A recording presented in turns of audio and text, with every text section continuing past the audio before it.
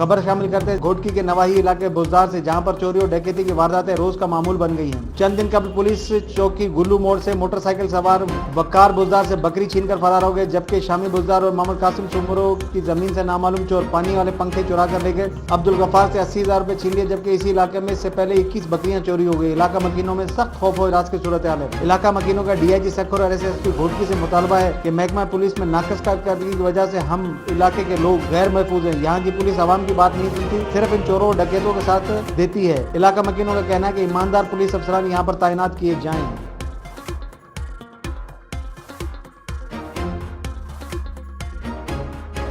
मजीद खबरों और अपडेट्स के लिए देखते रहिए हमारा YouTube चैनल HRJDO न्यूज।